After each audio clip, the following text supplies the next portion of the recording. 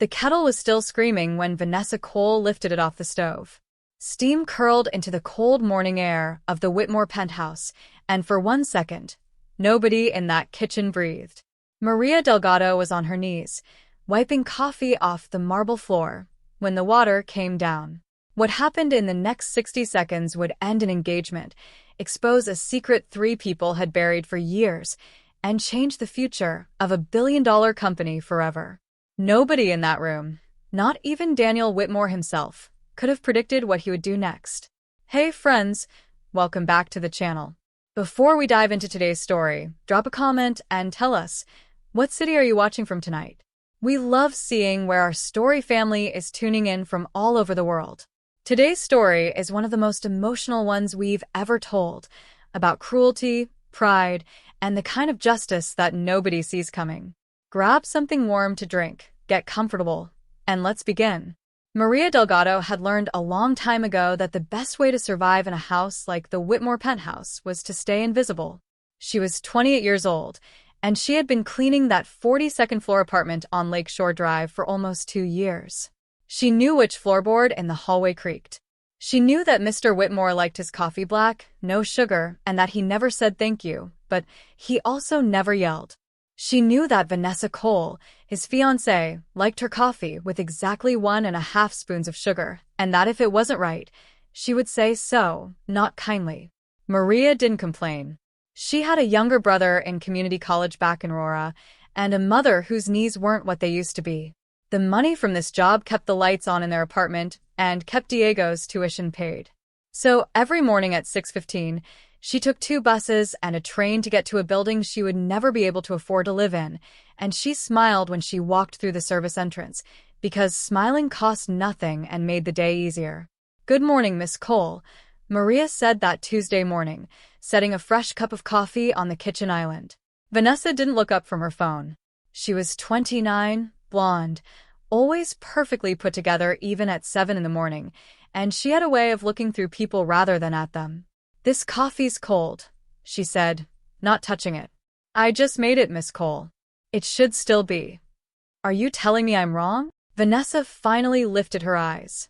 Maria felt the familiar tightening in her chest, the one she got every time Vanessa's voice took that particular edge. "No, ma'am. I'll make a fresh cup right away." She picked up the mug and turned toward the stove, where a kettle of water had just finished boiling for Vanessa's tea. Vanessa liked her tea and her coffee separate, made fresh, never combined, never reused. Maria reached for the kettle handle with a dish towel, the way she always did. What she didn't know, what she couldn't have known, was that Vanessa had been having a very bad week. Daniel had postponed their wedding date discussion for the 3rd time. His mother had made a comment at dinner about making sure Daniel marries for the right reasons. And that morning, Vanessa had seen a text on Daniel's phone from a woman named Sophie, an old college friend, that read simply, "Miss you. Call me when you land." Vanessa was not a woman who processed anger quietly. "You know what?" Vanessa said, standing up from the island stool. "Forget the coffee. I don't even want it anymore." Her voice had risen just slightly, enough that Maria paused. "Of course, Miss Cole. I'm sorry for the trouble." "You're always sorry," Vanessa muttered, and there was something underneath those 3 words that made Maria's stomach drop. Vanessa stepped closer, closer than she needed to, and reached for the kettle Maria was still holding. "I'll take that," Vanessa said. "Miss Cole, it's very hot, let me just." "I said I'll take it." The kettle changed hands too fast. Maria felt it slip, felt Vanessa's grip close over hers for half a second in a motion that would later be impossible for either of them to describe clearly. Was it an accident? Was it a shove? Was it both women pulling in opposite directions at once? What was certain, what the small black dome camera above the refrigerator captured in 11 seconds of footage that would later be watched by people who had no business ever seeing it, was this. The kettle tipped. Boiling water arced through the air and struck Maria across her left forearm and the side of her hand. Maria screamed, a short, sharp, animal sound she would be embarrassed about later, and dropped to her knees, cradling her arm against her chest. The skin was already turning an angry red, blistering in real time. For one full second, Vanessa Cole just stood there, the empty kettle still in her hand, staring down at the maid on the kitchen floor. "Oh my God," Vanessa said. But it didn't sound like horror. It sounded, if Maria's ringing ears heard it correctly, almost like irritation. "Why would you grab it like that?" Maria didn't answer. She couldn't. The pain was a white, roaring wall in her mind, and distantly, through the ringing in her ears, she heard the elevator chime down the hall, the private elevator that only opened with one man's fingerprint. Daniel Whitmore was home 3 hours early. Daniel Whitmore was 32 years old, and by every external measure, he had already won at life. He'd built Whitmore Technologies from a garage-funded idea into a $4 billion company by the time he was 30. Forbes had put him on a cover. His mother's friends called him the Catch of Chicago.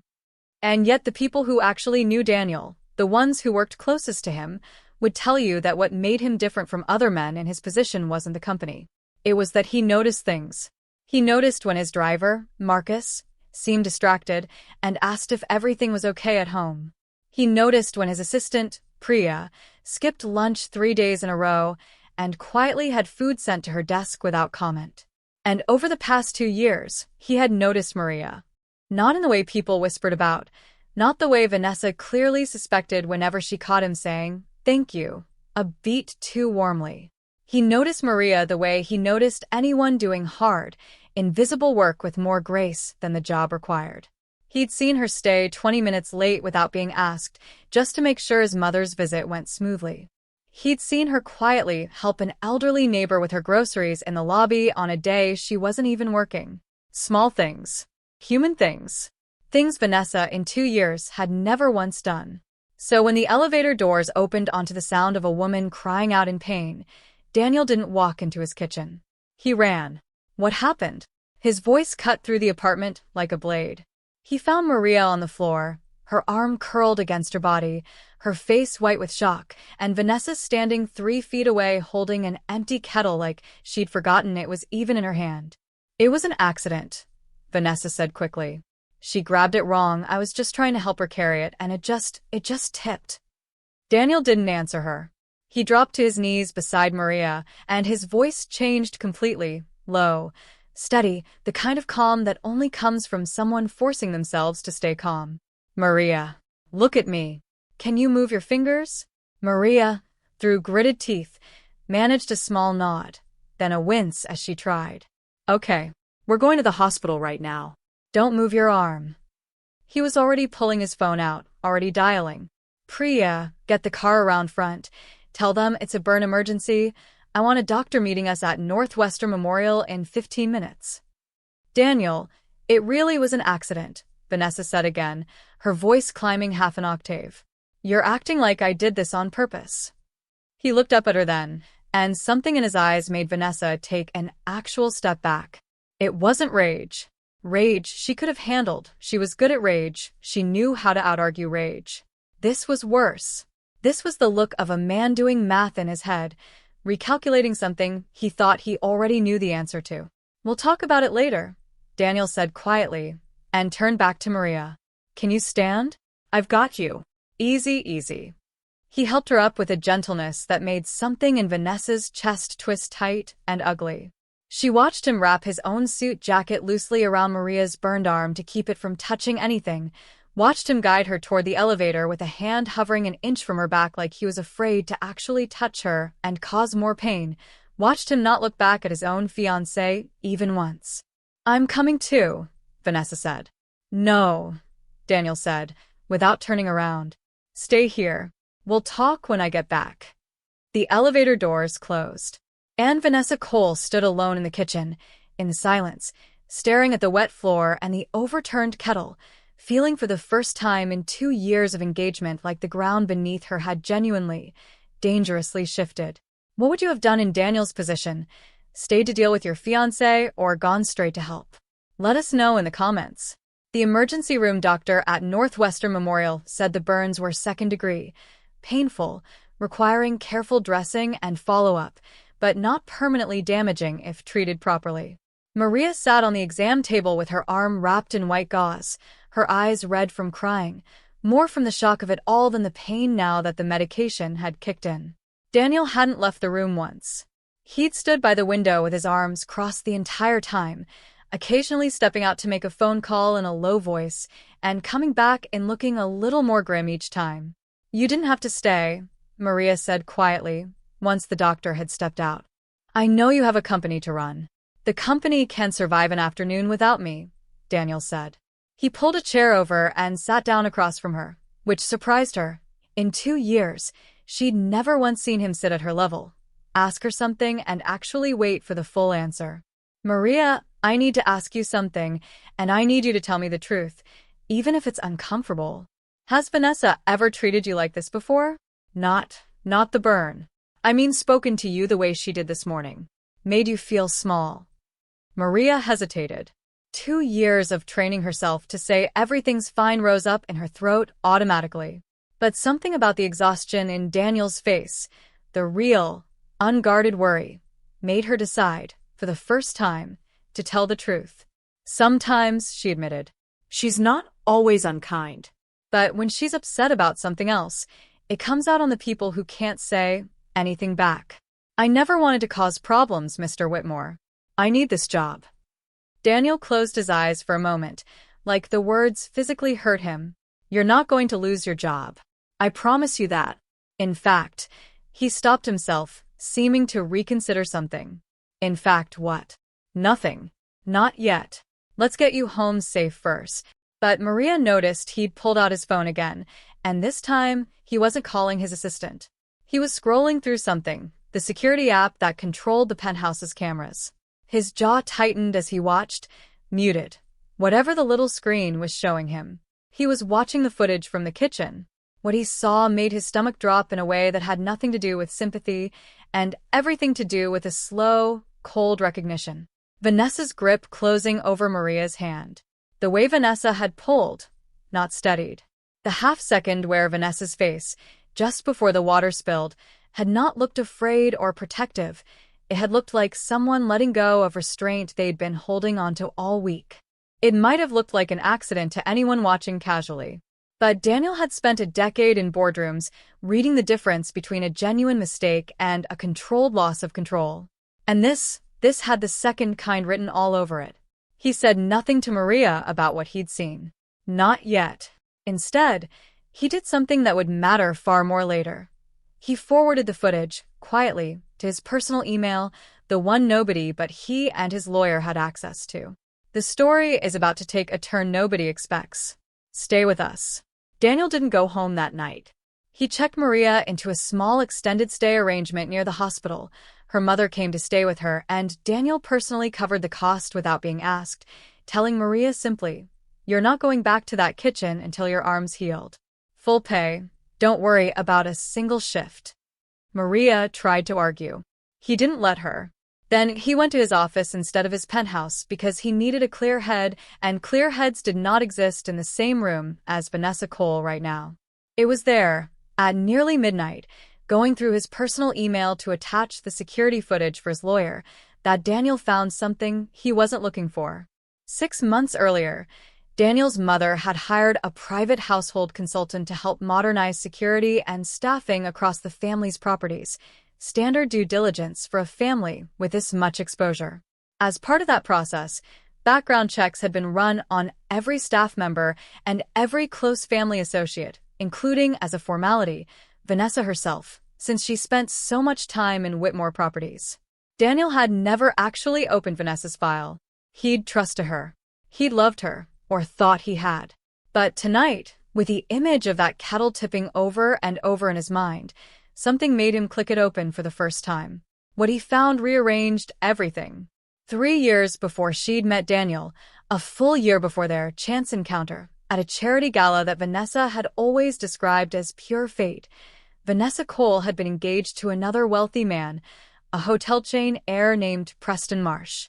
That engagement had ended abruptly after Preston's household staff filed 2 internal complaints against Vanessa, one for verbal abuse of a housekeeper, and one, Daniel's hands went cold reading this, for a kitchen incident involving hot liquid and a member of the waitstaff, quietly settled out of court with a non-disclosure agreement. It hadn't been an accident. It had been a pattern. And underneath that report was something even worse. Financial records showing that Vanessa's chance encounter with Daniel at the gala had come 4 months after she'd hired the same event planning firm that organized Daniel's mother's charity functions and had specifically requested to be seated at that particular gala's silent auction table, the one she knew Daniel would be working that night. She hadn't fallen in love with him by accident. She had engineered the entire meeting.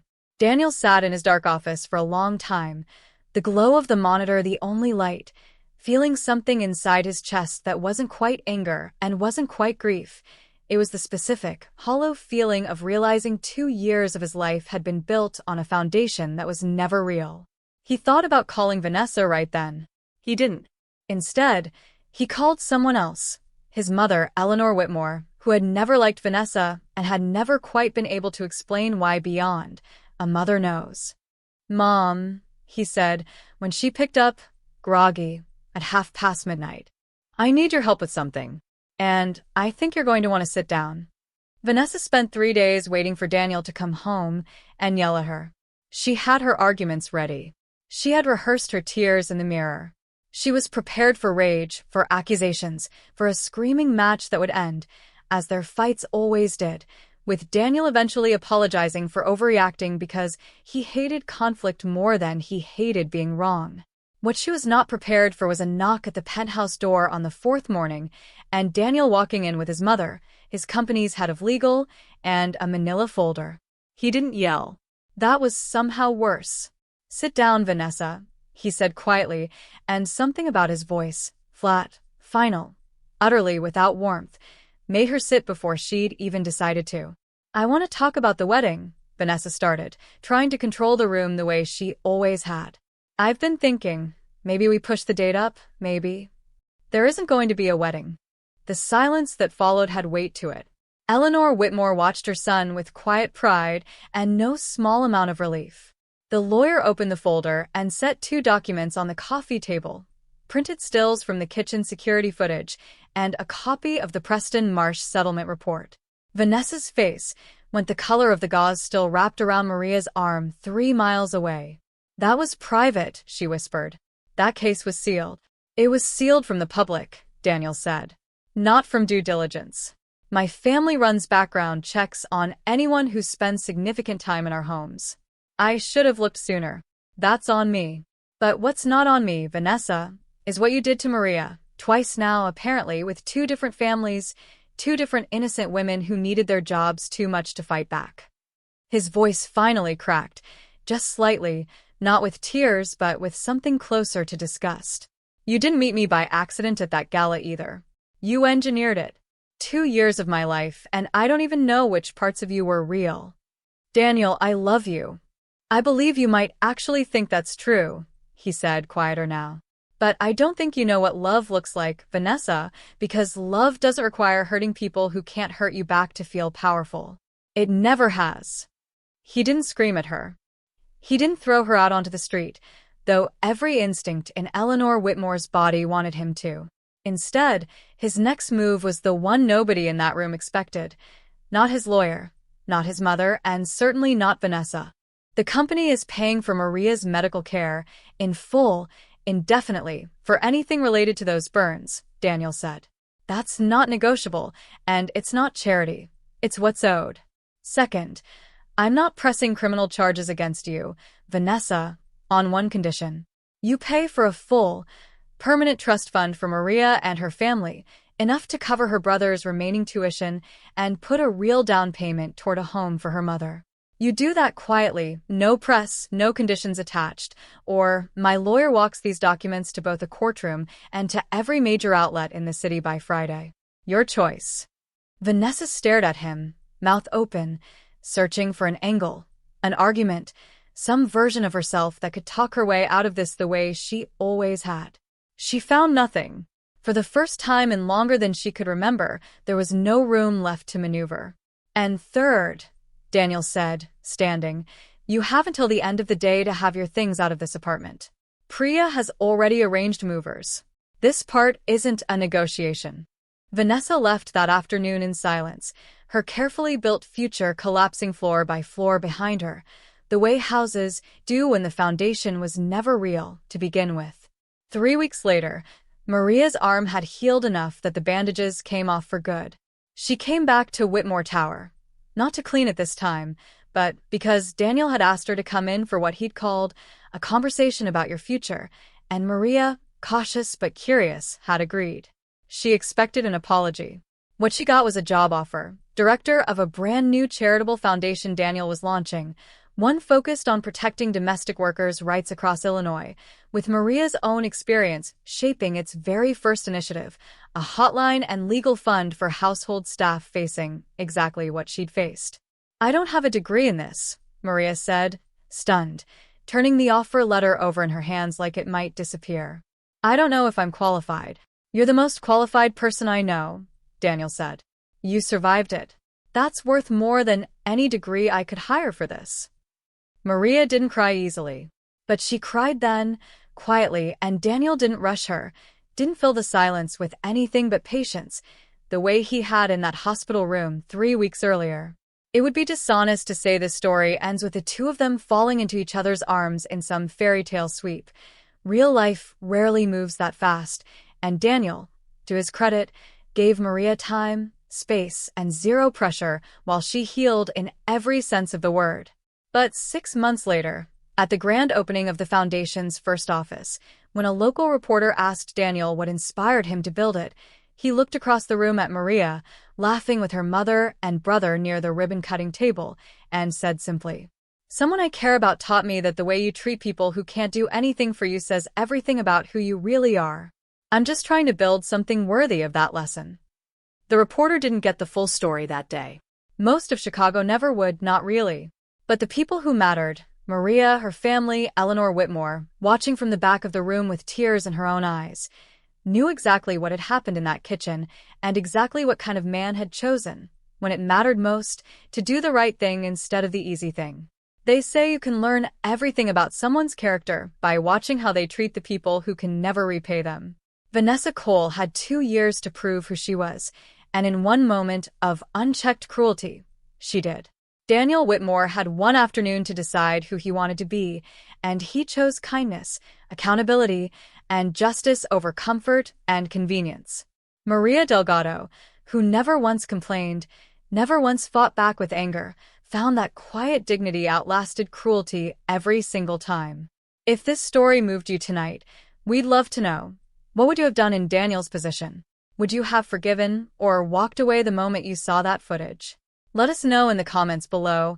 We read every single one. If you enjoyed this story, please hit that like button. It genuinely helps our small channel keep telling stories like this one. Subscribe if you're new here. We post new emotional stories every single week. And if you know someone who could use a reminder tonight that kindness always wins in the end, share this video with them. Thank you for watching, and we'll see you in the next story.